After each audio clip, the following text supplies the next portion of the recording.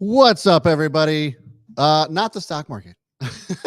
How's it going, everybody? My name is Brad. Welcome to the stock. Welcome to the chaos. My name is Brad. Stock market is crazy and chaotic.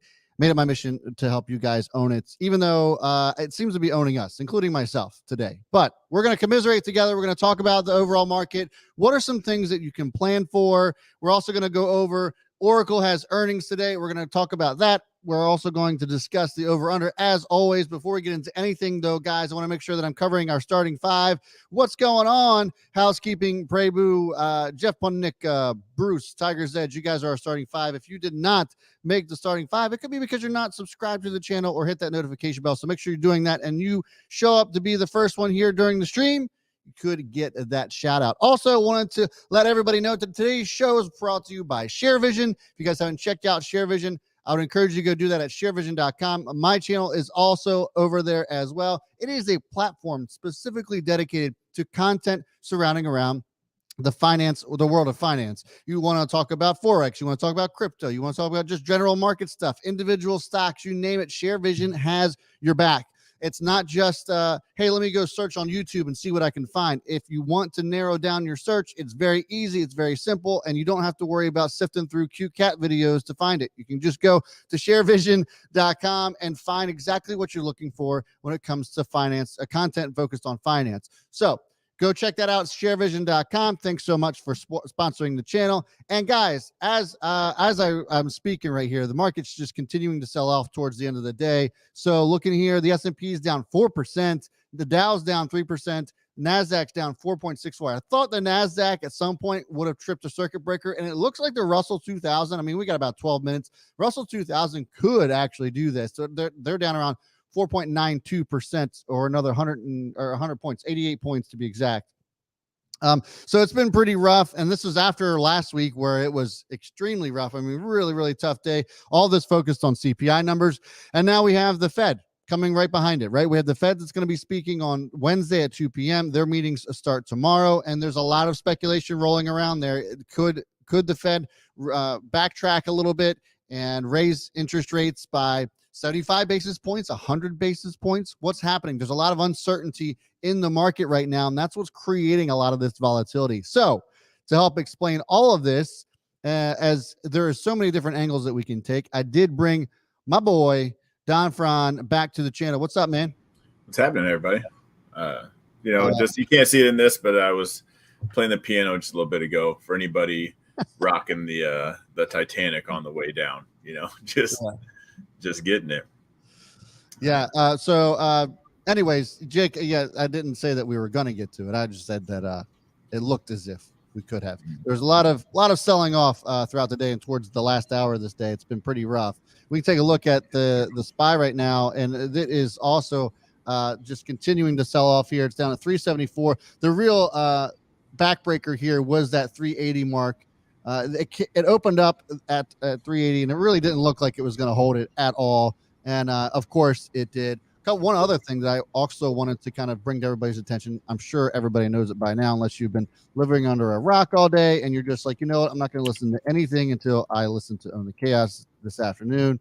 Bitcoin absolutely got crushed and broke a really important support level 2 at 28,000. This is very interesting because there isn't much stopping this from selling off all the way down to perhaps 20,000, which was the previous 2017 high. Thereabouts 19,800, I believe, was somewhere around there. So that could be interesting. And I was telling our folks within the Chaos crew this morning during our morning stream that I could see Bitcoin now coming back down to that 19,800 level just because of that crucial area that we were looking at on support for Bitcoin at 28,600. Over the weekend, it just continued to sell off. I don't know if we see this actually start to recover or bounce until that 19,800 gets tested. But there you have it. Then you have the Qs also continuing to sell off. That's down at 274. Let's come back out to the daily chart. You can see that 264, 265, certainly within view here as well. And Don, does this feel like or look like a potential capitulatory type of moment? I think so. We're definitely seeing the makings of it. And characteristically how that's going to pan out for those of you guys that just haven't seen that in the markets. Not that I was trading 2008 anyway. We can look at 2008. Just want to caution when we do that. Capitulation. Everybody just saying F it, sell it, get rid of it. Oh, get back in later. Nothing's looking good. They're just tired of the headlines. And it goes from you guys think you're down now, like this has been choppy, just kind of working its way down to the waterfall moment. And then it's just, I'm still on the side that there might be a moving the money from one area to this. So there still might be that pocket, that safe spot. But if it gets into a full blown cash grab, you probably saw something similar to it in 2020 when the Rona came out. Not a safe spot to hide. They just went for it. I'm hoping this time, without it being an actual pandemic and just being more money related, we see some kind of flow into hopefully something like dividend stocks. Seeing the money still present in the market, I think would be a huge sign to see. Yeah, there's been a lot of low volume, and that's kind of what also has led to some of these crazy gap downs, because there hasn't been a whole lot. There's been nothing but selling. There hasn't been any kind of really buying going on at all. So any activity has just resulted in these gap downs. And to me, I think it's interesting, right? Because this has been a downturn that we've seen now for about 6 months. The pandemic, also a very different animal. We saw it go down in about 6 weeks. It was just straight down for 6 weeks. We definitely saw several circuit breaker events that during that period of time. And then it was just an instant rip right back up because the Fed was there. This time around, the Fed's not there to dig us out of this. And so that's one reason why there's a lot of bears floating around that, like, okay, well, if we are entering a recession, who's going to save us? Because the Fed certainly isn't there anymore. But I think that there's something to be said for the amount of cash that's still on the sidelines here, and that there could be some buying if we see valuations get to a more reasonable point, which I think we're almost there. You look at the S&P 500, it's trading now at 16 times next year's earnings. You compare that to some of the interest rates that we're seeing, especially from treasury yields, which, by the way, it inverted again today. So that's certainly something that people are probably very scared about as well. That, you compare them to the forward PE of the S&P 500 during that 1990 to 2010 period, and they're all over the place. So it's really hard to make sense of what's going on in the treasury market because of just how straight up it's gone. I've never seen that ever. And even going back in history, I'm not quite sure we can find an event where we've seen this. So there's just so much uncertainty. It really makes it really difficult to determine any kind of true bottom.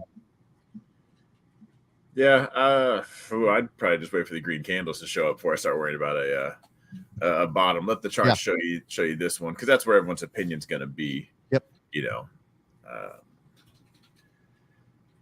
We heard about the VIX thing.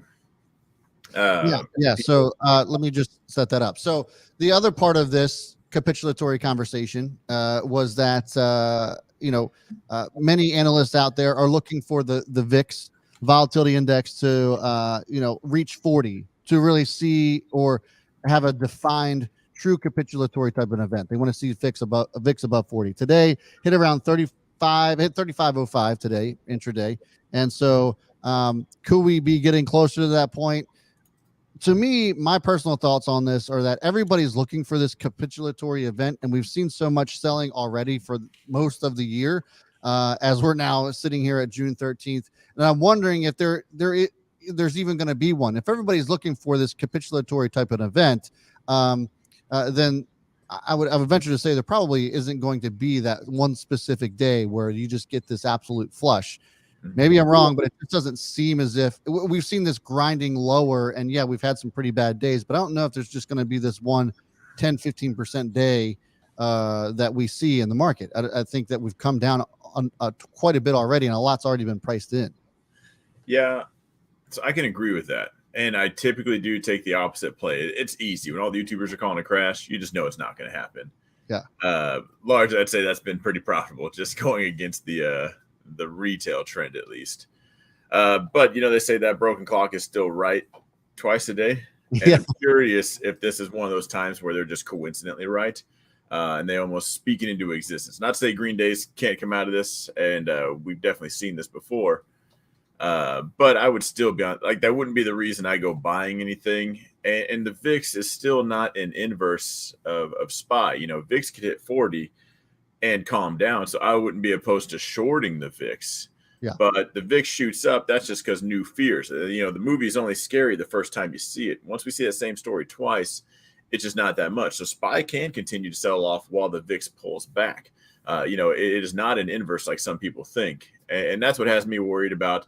Let me just go buy the stock market when the VIX hits 40. I'd be very careful doing that. I would maybe, like I said, short the VIX, play some of that before you just go out thinking that's going to be something. Because the VIX they're buying up volatility. It's not a cheap futures contract either. So it's typically not, your retail traders with Rob that are not trading the VIX. Right. That's $12,000 per contract. So when I do see them buying it up, I do see future volatility.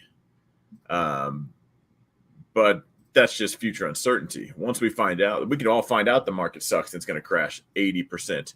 And this is obviously extreme. The VIX can still back off once everybody's comfortable with that. You know what I'm saying? Yeah. I mean, we've seen this before from the VIX, right? Like it'll start to grind lower, but so does the S&P. Like they can grind lower together, and so when you see these spikes, obviously there's usually something going on. But there's nothing that says that you can't see a VIX start to grind lower along with the rest of the market. If to me, it's more like if we're seeing days like today where the S&P is down 4%, is when you see the spikes in the VIX. When you're seeing these slow grind downs to like 0.5% or 0.75%, and it's for like weeks in a row, that's when you start to see the VIX kind of level off. And we actually saw that earlier this year as well. So there's definitely correlations that you can make in recent history just this year. Yeah. I don't know. What I hate to do is sound like a perma bear because, my bias is the candle bias. I have an income bias. So if there are more red candles, then I'm short, more green candles, then I'm long. Today sucks. I'd love to come on the stream and tell you how much I made because I'm short, but that gap down, if you swung over the weekend, you woke up to some pain. And I just didn't want to take on that risk to see some kind of short today. But man, that would have been an all right one. A lot of people are calling out the bottom here in the chat. Oh, really? Who's calling out the bottom? They're really, or they're saying it's close. I just read it. Gabriel says, near the bottom or close to it. I'm buying next month and beyond. Yeah. Speaking of buying, I actually put out a poll today in the stream, and it's very interesting, the mix here. So there's a lot of people that actually bought. About 31% of you so far. About 98 votes are in. 16% sold. So some of you guys actually sold today, which is very interesting. Also, about the majority of you, around 44%, ended up holding, and then 8% say that they're still just in cash. What would be your, I guess, thoughts on that in general? To me, I'll just go first. I think that anybody who sold today is the absolute worst day to sell anything. That feels like emotional selling. I mean, maybe you had good reasons for selling, but to me personally, I feel like days like today are the absolute worst days to sell. If you're looking to sell something, okay, cool, but just wait for some sort of bounce to get out. If you really got to feel like you're out, you feel like you got to be out. But days like today are the absolute worst days to sell. As far as the people that are holding, you don't want to time the market. Cool. I get that. No, I don't really have an issue with that. If you're buying something today, hopefully it's not that you just, threw the boat at whatever it is that you're looking to buy, and that you're actually looking to do it incrementally. But for those of you in cash, I don't know if that actually serves you all that well either, only because inflation is going up by 8% year over year. I'm sorry. Man, I hate that question. One, I would certainly hate to sell at the bottom. Yeah. But here I am saying we could probably get much worse. But sometimes, like, you've been through the trenches. Like, why would you sell now? Like that's a tough question. My question is, why didn't you have a plan in the first place? Why did it even get this far with, like, why would you just now be making that decision? And, how many times do you want to learn that lesson in the future? Maybe we don't do that again. Maybe you did wipe the slate clean because you just couldn't handle it and you've felt enough. Yeah. I really hate that question. What would I recommend? Well, I wouldn't say just recommend, just give me your overall thoughts. Like if it were you, let's just say that you were looking to long-term invest in stuff. Like let's just even take trading out of it. Like if you wanted to just buy some things, would it make sense to buy here? Would it make sense to wait for you personally? I'd probably wait. So what I do with Bitcoin and Ethereum, and I use this example a lot because I don't like to just dollar cost average. That to me, that seems silly. I do it a specific way. So I buy Bitcoin and Ethereum and I put money in a savings account, all automated every week. And so I do dollar cost average, but I build that savings account, which is literally just to dump in at lower levels. So I would recommend doing something like that. You have your drip, your money coming in, whatever your income is, whatever you think you're about to buy, I'd chop that in half. I'd throw the other half in savings because this could be the bottom. We could just be talking for nothing. And this is the absolute bottom. Cool. You can scratch that itch. You buy a couple shares of something. You still got that money in the savings. Let it show itself off. It gets a little bit further down. You get to it'd be a significant level for me, like a zone that I drew out. And that's where I would take the savings account and dump it back in. But it kind of gets the best of both worlds at that point. Let's say a complete cash grab happens. You got money in the bank. Or you can really double down. If it turns around, you can still add that money in. But also, if we're to turn on a dime right now, you still bought a few shares. You still caught the bottom, and you get to brag about that online to some other people. Yeah, absolutely, and good stuff there. All right, so we got into the overall market. I know you guys would be asking our thoughts on that, so I certainly appreciate that, Don.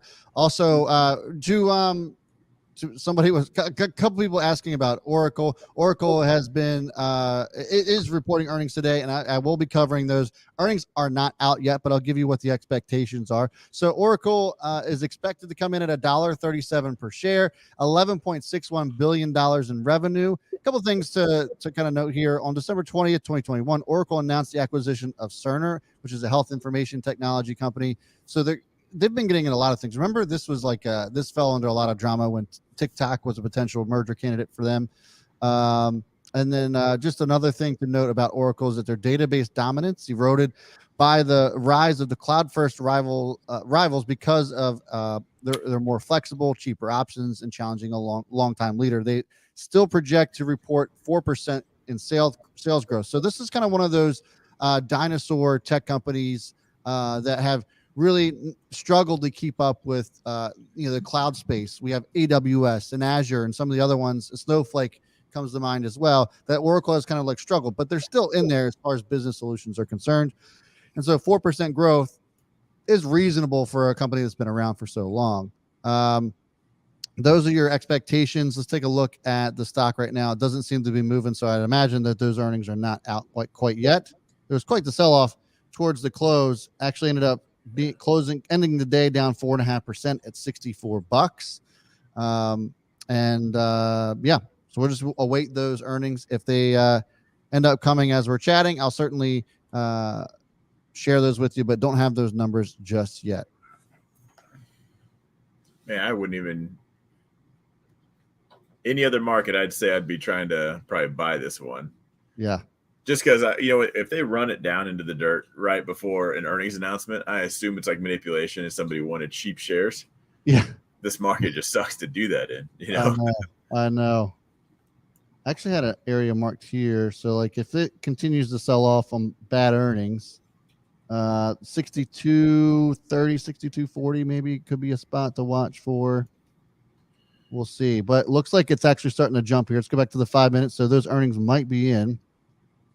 There it is. It's jumping up. It's now up 4% here after hours. And as soon as, so I would imagine those numbers have been released now. So as soon as they come out, I'll share them with you. Maybe Oracle saved the market. Wouldn't that be some shit? Yeah, that'd be hilarious. It looks like everyone's earnings are going to be good now. Yep. All right, let's see here.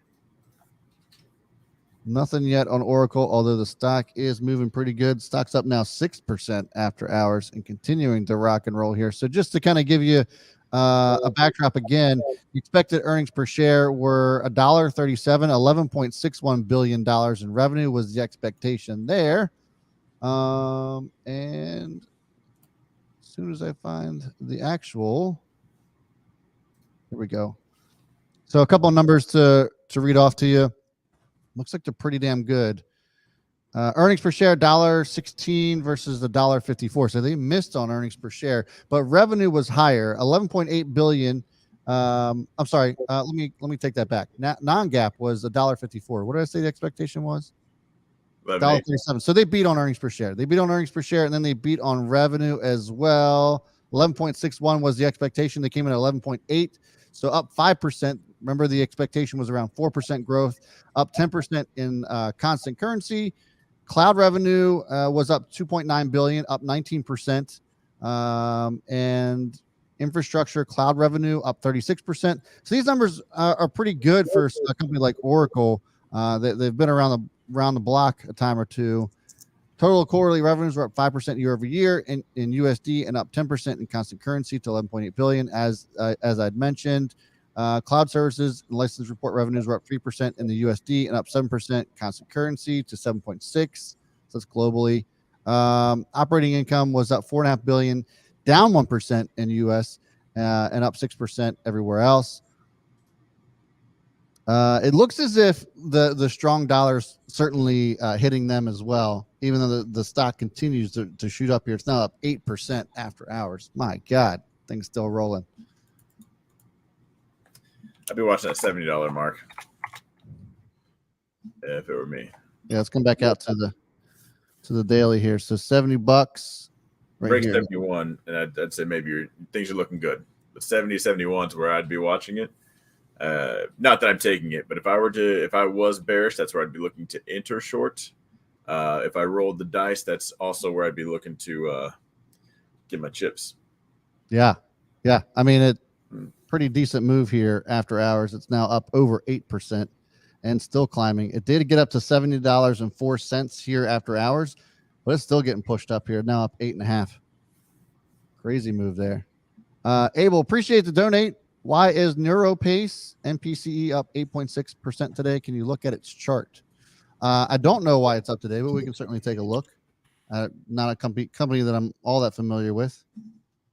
But because there's almost no volume to it. Is it? Oh yeah, this looks like quite a manipulated stock. $6.30. No news on it for a month. Oh, go ahead and scroll out. The daily chart here. Yeah, just jump to the daily, and that'll tell you everything you need to know. Who commented on that, by the way? Before I Abel. Yeah, he probably didn't pay for my opinion.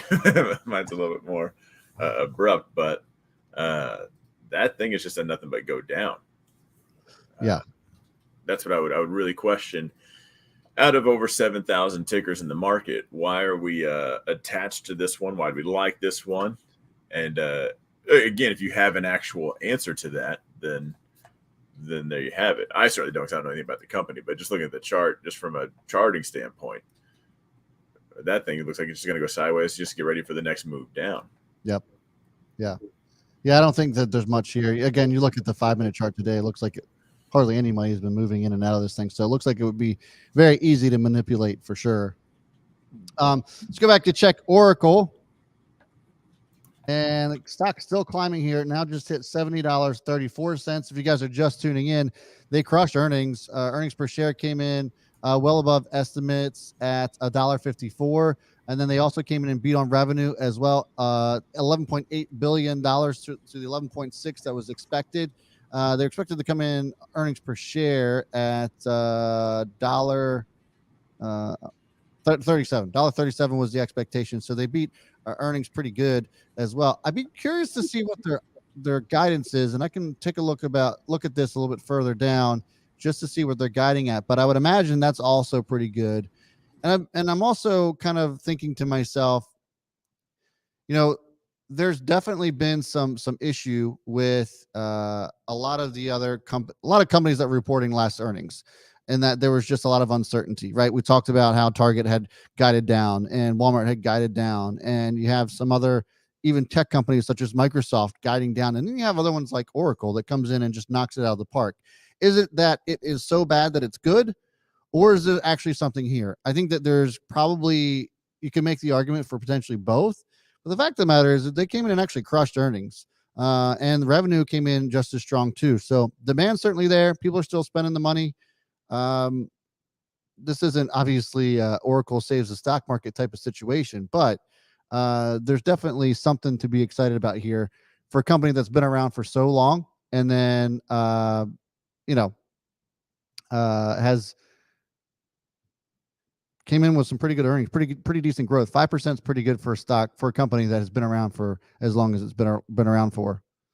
If you guys are just tuning in, first of all, thanks for hanging out, and appreciate you guys tuning in. If you wouldn't mind hitting, oh, that sucks. That sucks, Don. Yeah, Don just looks like his computer ended up resetting on him, so he'll be back. But I certainly would appreciate if you guys gave us a thumbs up. Again, today's stream is brought to you by ShareVision. If you go check out sharevision.com, it's actually a new platform. You guys might not have heard of it, but sponsoring the channel today.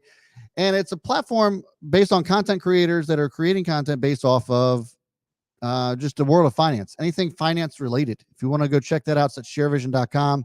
And then I also have a channel there as well.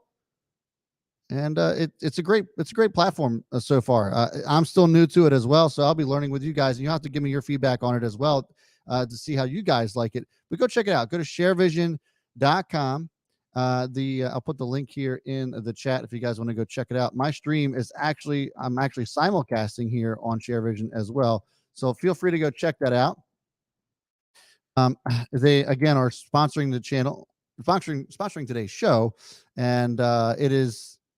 I mean, I like it. I like it so far. If you don't want to have to try to sift through and search, endless amounts of content on YouTube revolving around what it is that you want to know about, ShareVision does a really good job of narrowing it down for you. You can pick a category revolving around finance, and you'll have it there. So go ahead and check it out. It's at sharevision.com. Thanks again for ShareVision for supporting the channel.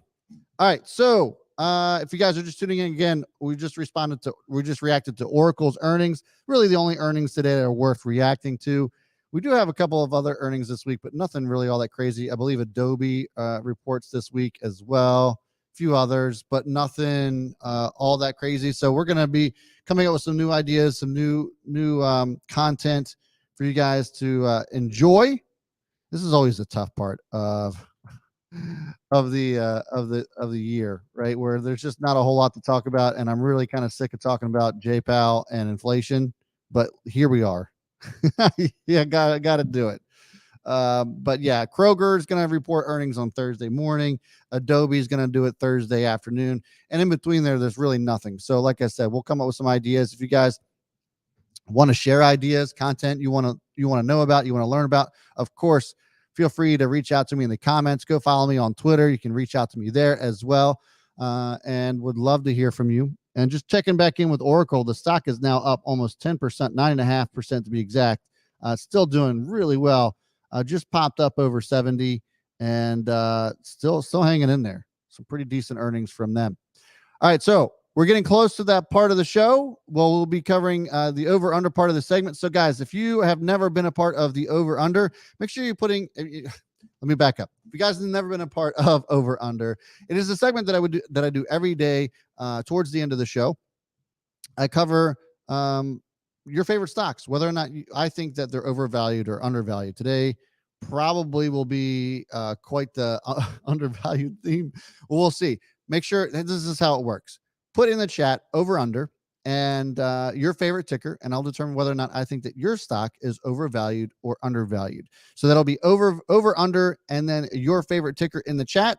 Sometimes I can get to all of them. Sometimes there's just so many of them, but I appreciate all of you guys. So put it in there. The only way that you're going to know if I get to yours is if you put it in the chat. So certainly would appreciate that. Put it the over under and your favorite ticker in the chat, stream chat.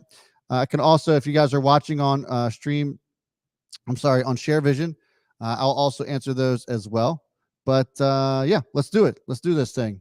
So there's also 53 likes. I think we can get those likes up too, as I'm waiting for some people to put in some over under tickers in the chat.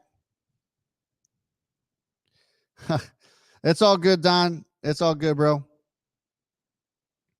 All right. Let's see here. Oh, over under on Warriors beating the Celtics. Interesting, Jeff. I tell you what. I got I got the under on Warriors beating the Celtics. I think the Celtics can take them. Unless for some reason Draymond Green decides to get his act together. 15 rebounds and 15 fouls in the first 3 games ain't going to cut it. Ain't going to win you a championship. But anyway, but I got Celtics. I actually thought Celtics were going to win it in 5. Jeff Chow unsubscribing. Okay. Don's back. What's up, man? I'm back. Can you hear me? Everything good? Okay. Just in time. Just in time for over under. Man, I thought my computer's toast. Like, let me restart. You said Don be back. I was like, I'm already here, and then just restart. Oh, that sucks. All right, so let's go ahead and get into it. Over under on Tesla, asks Al. So yeah, this is one obviously, experience, just got dragged down with the rest of the market. But Elon Musk also came out today and talked about how this quarter that they're going to be reporting on was a really tough quarter for them, and to no surprise, right? The China lockdown certainly had an impact on Shanghai and the factory there. And I don't know if anybody should be shocked by this, but it certainly may spook some investors, as we always see that there's certainly some emotional traders out there, and we see that Tesla's coming back down to close to that 620 area. It's at 647. So it wouldn't take much to get it down to 620. Whether or not I think this is overvalued or undervalued. Now, look, the forward P on this thing is ridiculous. But there is something to be said for paying a little bit of a premium for a stock that is growing at 50-60% year over year. And we've talked about this on this stream before. So to me, this is undervalued. I think that we look at, the current quarter that they're going to be reporting on, it's not going to be pretty. I just don't think it is. That being said, I think the bar probably could be set low because everybody knows that. I mean, even Wedbush, one of the biggest Tesla bulls out there, have talked about the struggles that maybe that Tesla should be experiencing. But the outlook is something that I'm certainly looking forward to. Shanghai's back open. China's opening back up. The dynamic between energy and oil costs are motivating people to just go right to EVs. Of course, the big problem is supply, but it seems as if Tesla has been able to figure that issue out, unlike many of its counterparts. So I think that the outlook is really what a lot of Tesla investors should be looking at. I don't think that this current quarter that they're going to be reporting on in July is going to be good. But either way, I'm going to go out on a whim and say that Tesla's undervalued here at these levels. I'm going to say that, but also it probably, and as much as a very biased bull I am, because that's my biggest position. That's the hill I'll die on. Yeah. I do think it's probably going lower. My next level is like that 570 mark. It's like a bittersweet if it gets that low. Like, cool, I get to buy more shares, but watch their money just go down. Like, I feel some of these people in the chat, because I can just look at that position and be like, as a trader, it sucks not like stopping out, trying to skip a red candle and get back in. Right. But the one thing I do want to note is China's been shut down, but they have a completely different work ethic than people in America. Right. We've all heard it. They're sleeping in the factory and all that, but at the same time, I've had people that live in China. They say that's just kind of how it is. It's not as we would see it as like slave labor, but I'm kind of curious, how long does it take them to make up the ground they missed? And do they push the envelope a little bit and just go a few extra days just to pump out a few extra models? Yeah. I think there's certainly something to be said for that. But then you also consider, Berlin's open, Dallas or Austin is open. I think that there's enough. I don't think the production part of it's going to be the big problem. It's the supply problem is going to be an issue. They now have 4 gigafactories. I believe it's 4, right? Is it 4 or 5? 4. Right? Because you got 2 in the U.S., 1 in Berlin, 1 in Shanghai. Is California considered a gigafactory? Yeah, I believe so. I don't know. I've never paid attention to that part, I guess. Anyways, somebody will correct this in the chat. But I think, the capacity from a factory standpoint isn't going to be the problem. It's going to be, do we have enough material to actually make the product? I have a friend of mine who ordered a Tesla Model 3. It was supposed to be delivered Q1. of this year. Then they pushed it back to Q4 of this year. They might not see that Model 3 until 2023, and they ordered it about a year ago in June of 21. Yeah, that part's getting ridiculous, but it also just kind of shows you like I'm almost glad that part's happening because I'm tired of hearing about the demand issues. You know, like just bears love to say that Tesla's got a bunch of demand issues. Like, yeah, no, they don't. Like, yeah, it's probably there's going to be some kind of inflection point where no one wants to wait 18 months for their Tesla. So their reservation might cancel. They might not. They might just wait until it comes down to put that reservation in. So I have a feeling that's going to be a lot of headlines coming up. Like, oh, it was a 12-month wait. Now it's 3 months. The demand's getting lower. People probably think, oh, I'll get it later. But as far as the supply, they make most of their stuff. They make so much of their own stuff that compared to everyone else, they're still going to be that one leg up. So when we're talking about a whole market that crashes, they're going to be the ones that bounce back even faster. Yeah, they're modern day Ford in my book. You know, when Ford first started making vehicles back in the early 1900s, they owned raw materials. Like they owned all the raw materials companies to make their own vehicles. And I think that Tesla's kind of done that to a certain extent. So I agree with that. So, I mean, it should be clear, you know, me talking about stocks that I think they're overvalued or undervalued doesn't mean that they're going to go up the next day. I just think that right now where it's sitting at, it's sold off a ton. It's getting to a point to where if I'm looking at a stock that's growing at 50 to 60% year over year and is only trading at 50 times next year's earnings, to me, that's cheap. So I think that just looking at those fundamentally that it is undervalued, but of course we've seen a lot of things that are cheap that continue to fall down. So just wanted to make that clear that over under doesn't always mean that it's a buy or sell. It just means that I think it's overvalued. I always feel nervous. Can I answer one question real quick though? Sure. What you got? So it's as far as the Oracle earnings and not financial advice. Would you sell to open some shares to hedge your calls? It's called delta hedging. And I gotta say, you rolled the dice. Oracle jumped. I would. Yeah, it's right there at that 70 mark. Yeah, I would. I'd say you had a good, I hate to say bet, but good earnings play. Yeah.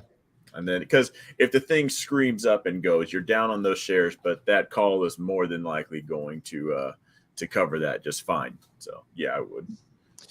Yeah, and if you guys are just tuning in, we did cover Oracle's earnings. They came in and actually smashed earnings. They came in at $1. What did I say? $1.54 per share. The expectation was $1.37. They came in at $11.8 billion. The expectation was $11.6. So beat all the way around.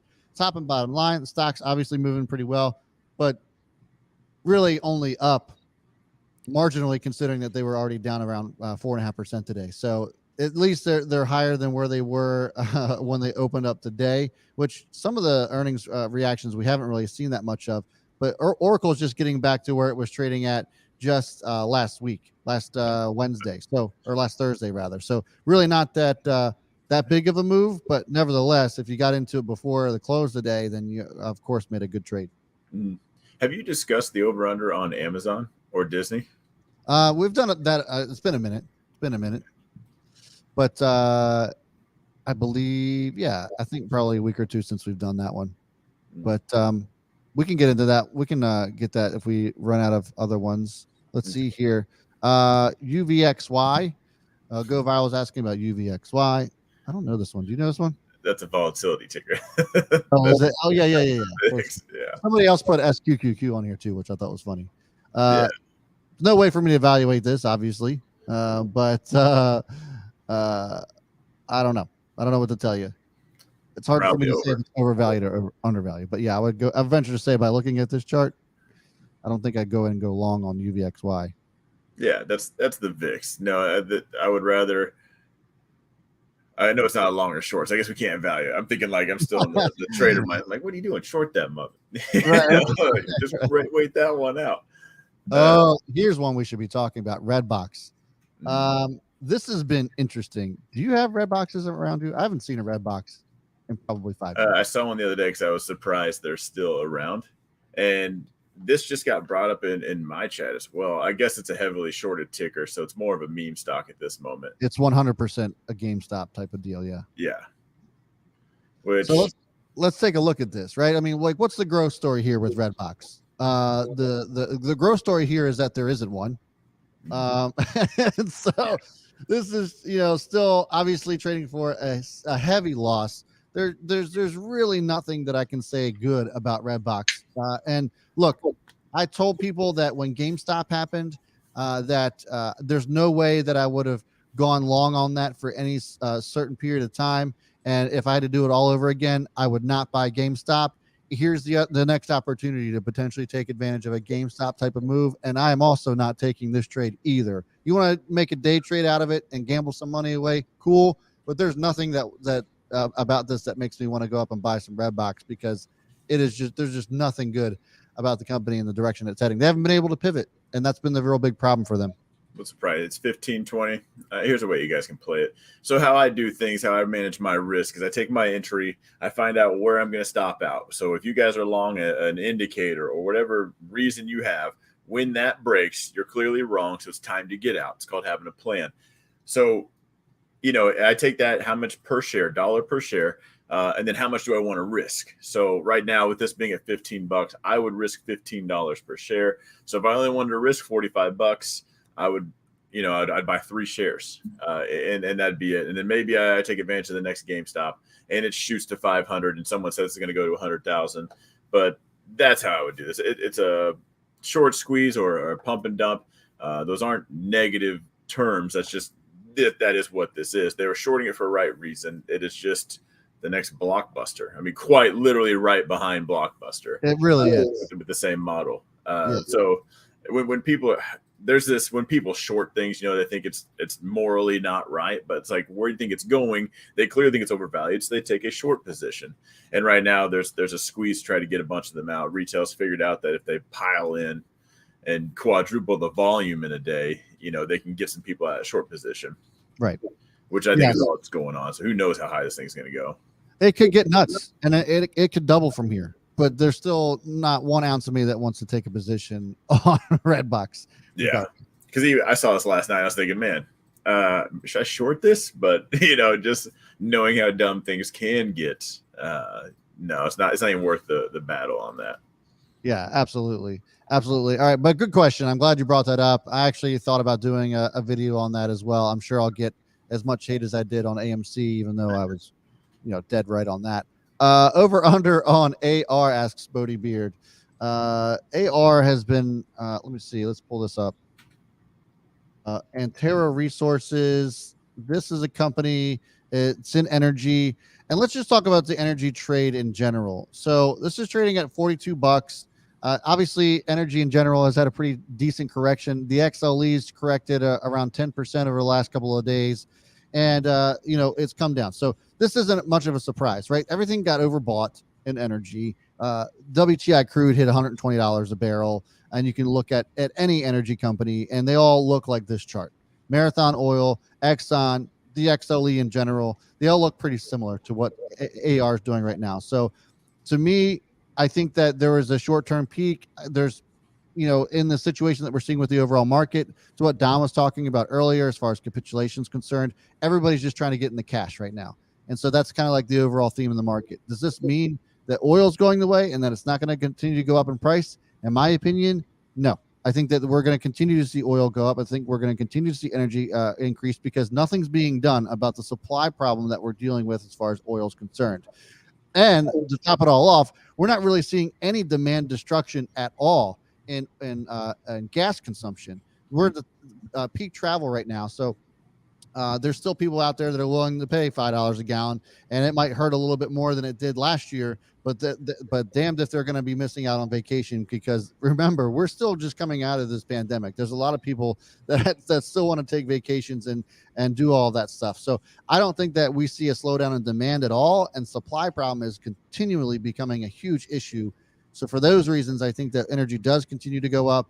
You look at AR right now; it's trading at 6 times next year's earnings, which is very comparable to what we've seen with Exxon and Marathon. They're all trading at a similar PE. And remember, energy in general only takes up around 5% of the S&P 500. So there is still a potential very long runway. All that to say, I think this is still undervalued. I think my only caution would be, what's the time frame? because I think you're right, but we're talking 3 years down the road in case someone's watched this as an investment. Once we get into the years, I think there's going to be, I guess this video might even be relevant at that time. Yeah. Short term, I agree with everything you're saying. Like, yeah, I'm talking next 6 to 12 months. Oh, okay, then I agree. Yeah, it stings right now to pay that much more in gas, but no one's sitting at home. No, that's true. They're just complaining about it on Facebook. That's all. And you know what the crazy part about that is too? It's like, everything has gone up in price over the last decade except for gas. And now it just seems as if it's all happening at once. Yeah. I mean, since 2008, gas has not moved an inch, really. Yeah, 2016 where things went up a little bit, but nobody gave a shit then. And like, nobody blinked an eye when coffee went up. Nobody blinked an eye when a quarter pounder of cheese went up. Like everything's gone up since then. I was not a fan when the quarter pounder cheese went up. There used to be the dollar menu. Now it's not. Yeah, I was going to say, like, when's the dollar menu going to be something that we just tell our grandkids about? It already is. Is there still a dollar menu? Nothing's a dollar. I don't know. I that's how long it's been since I've been to McDonald's. Oh, so it's called a value menu. Oh. So where they sell it to you at the same price, but say it's on sale. Right, like the dollar store isn't actually the dollar store anymore. Yeah, liars. Yeah, bullshit. Okay, so there was that. Appreciate you bringing that to the table. Stuart Bell asks about NVIDIA. The semis got absolutely hammered today. NVIDIA, AMD. I mean, speaking of AMD, I just saw a statistic on this morning. Amazon, since the split, lost an entire AMD in market cap. Oh, really? How crazy is that? But just getting on the topic of NVIDIA, obviously it sold off. It hasn't actually retreated to its previous bottom. It held above that today. So the previous year-to-date bottom was at $155.64. Came all the way down and closed at $156.47. So technically still above that intraday low. And this is also one that continually blows away earnings and has relatively decent guidance, and still has just gotten crushed. Like AMD has also done this where they come out with earnings and the guidance is still great. They have no issues. They don't see any problem with demand. Obviously supply has been an issue there too, but they continue to crush estimates and outperform on guidance too. And they continue to fall down. So for those reasons, I think that this is actually undervalued. NVIDIA definitely got ahead of itself when it got up to $300 a share, but it's halved that now. And I think that there's reason to believe that maybe we could see this be, I don't know. You look at a year from now on NVIDIA at 156, I think that you regret not buying here. Just my opinion. I can agree there. I have an alert to buy. It's at 120. And, and my alerts might just be they're picky right now until we get into a buying market. Yeah. But yeah, I think it's tough. It's tough to say without any structure, but NVIDIA, it's on the radar. It definitely does look cheap. So I'd say undervalued for sure. Now, granted, this is also still trading at 28 times next year's earnings. So from a forward multiple standpoint, some might think that that's expensive, but that's as low as NVIDIA has ever traded from a PE standpoint. Isn't that crazy? Yeah. But NVIDIA's always been the hype train, the one you pay the premium for. Like it's always had that name compared to AMD. Yeah, I agree. But it's just crazy that this is the lowest it's ever traded fundamentally, and it's still at 28 times. Get wrecked. Yeah, it's just unbelievable. So let's take a look at. Oh, here you go, Don. Over under on Amazon. As I had mentioned just a few minutes ago, Amazon lost an entire AMD in market cap since the split. And who could have seen this coming? I wish somebody would have put a video out on this a couple weeks ago. When it started running into this. Here. Yeah, right. So, close the day at 103.67. The year-to-date low is at 101.26. Pretty much damn near where it started its run going into that split. And this is still trading at a pretty decent multiple at 127 times next year's earnings. Here's what I'll say about this. Amazon is not going anywhere. They actually started to implement a program. I don't know if I call it program, but execute a plan that actually rivals that of Shopify. So you can be a small business owner and actually go through Amazon, but have kind of like a white paper label. So it'll be like an Amazon website, just like with Shopify, but it'll have all your branding on it. So they're coming after Shopify as well.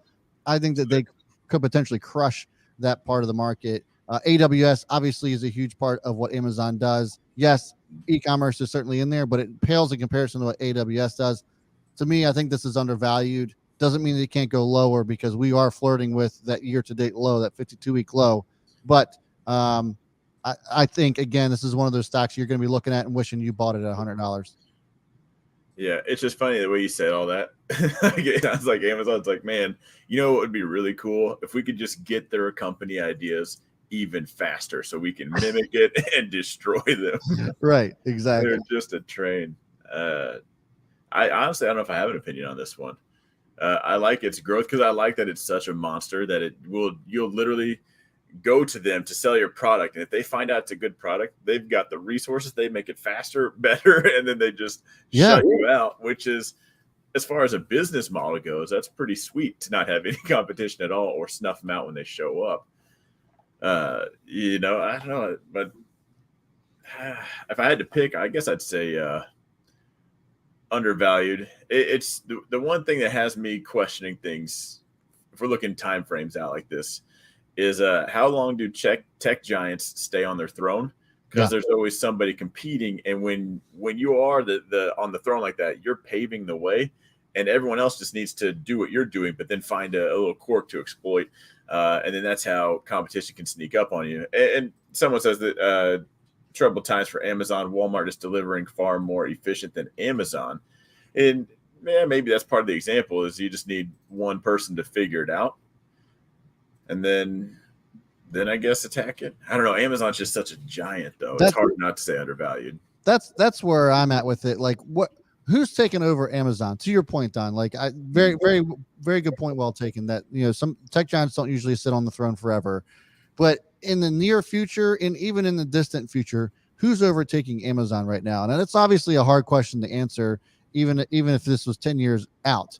Mm-hmm. But I just really don't see it. Like, Walmart, no. I mean, maybe from an e-commerce standpoint, there could be somebody that dethrones Amazon, but they have so many other things that they have their hands into that I just think it would be damn near impossible. When you think about Amazon's already looking to take over shipping, which impacts FedEx and UPS and even the post office, for Christ's sake. Like, there's just so much that they're already working on that I almost think that they're in a situation to where they're almost too big to fail. Could they lose the market share in a certain part of their business? Yeah. But all their business, not a chance. Yeah, I guess the only thing that can attack them is politicians, which has usually been some of the best dip buys for the what's the monopoly lawsuit they always run into, them and Facebook. Right. Yeah. Like I said, it's hard on this one because they are just so big. What could take them down? I just don't like. So one of my PR days, best days, was Amazon. It was an earnings play because I literally just could not find a bearish case. Which makes me think, am I not looking hard enough, or because that's when you get blindsided. That was my thoughts. That's why I asked you if you've done over under. I was curious what your thoughts were just on Amazon in general. Yeah, I think at this point it's undervalued. And what's crazy is I thought this was undervalued at 150. So now we're at 100. So obviously I still think it's undervalued, but I think we're starting to get now to a point to where Amazon's getting pretty close to oversold conditions.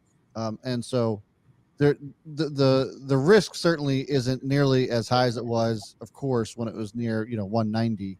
But I think that risk reward wise, this is looking pretty damn good. Yeah, the cheaper it gets, the easier that pill gets to swallow. Like, yeah, we can just how much further? Like, I hate to say it's down this much. How much further can it go? Because we can look at the chart right now and know the answer is $103. But the more the cheaper it gets is all right. Michael's got a good comment on this. So he says, I'm not touching any retail stock going into recession. And oil, I feel, is the place to be, and we'll start making new highs. I like that outlook as far as retail goes. Like, even with a Walmart or Costco? Yeah, I know they say those are recession proof. I would definitely have my allocation dialed way back. People like Costco. Eat, right? I mean, that's the thing. Like, if I were looking into like luxury retailers, I probably would stay away from that. But the argument you can make for like a Walmart or Costco is that things are so cheap and that's stuff that people need. Yeah, but that's like saying you're buying Amazon because they sell stuff online. It's cool. But, Walmart has the cheapest stuff, right? Like that's why people go to Walmart because they buy cheap shit. And if you're looking for inexpensive food, you're not going to go to Wegmans or something like that, right? Like you're going to go to Walmart to get your necessities, your non-discretionary items. Yeah, and that kind of brings me back to what I said before the computer restarted was hopefully there is some kind of movement into recession stuff, like so dividends, and maybe you'd see that into Walmart, Costco, some safe stuff like that. Yeah. Yep. At that point, then I would attack it, with fire, hands on. What do you like? Your hands are on fire. What's a good attacking it quote? I don't know. You lost me there. Michael brings up a good point though, talking about Walmart and Target actually selling off, and that's why they're having problems. I think that they'll figure those problems out. And then T.I. Bryant actually brought up another one. Walmart's overvalued, increases their wages, and will hurt the bottom line. They increased their wages because they had to, but also, obviously has hurt the bottom line. The big part of their bottom line that was hurt was because of the inventory. They had the wrong items. I mean, they miscalculated the consumer and what they actually were shopping for, which is crazy because revenue came in and growth on sales actually came in higher than expected on their last earnings. But the earnings themselves is what was hurt because of their mismanagement. I think that they'll certainly work that out. You look at Walmart right now, it was trading pretty high, but now it's at 18 times. This went from almost 40 times next year's earnings, now at 18.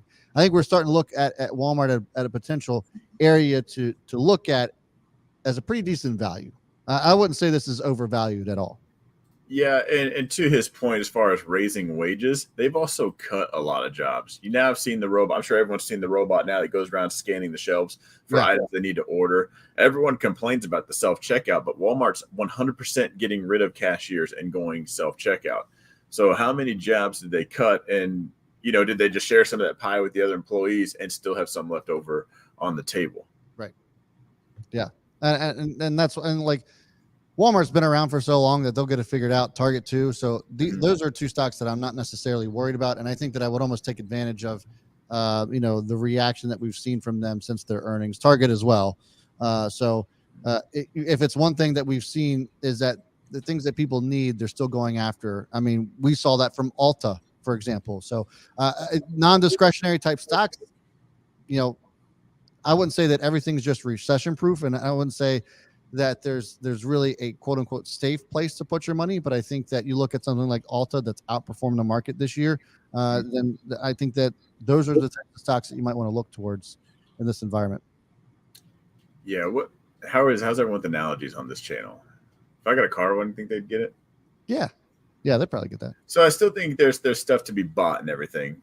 But so imagine if I say buy it, I would say like you have a rev limiter on the car. Flat-foot it, but your money's only going so far. Yeah. And then put the rest in some savings in case we do get a real dip buy. But across the board, things are down quite a bit. And a lot of things are looking like they are on the undervalued side. There's a lot of arguments to be made that, I might have to ride this storm out for 6 months, but 12 months from now, we're talking about how much money we made. Right. So I guess that just popped in my head as far as just attack it like you had a rev limiter on the car. Like, go buy it, but just don't bounce it off the red line.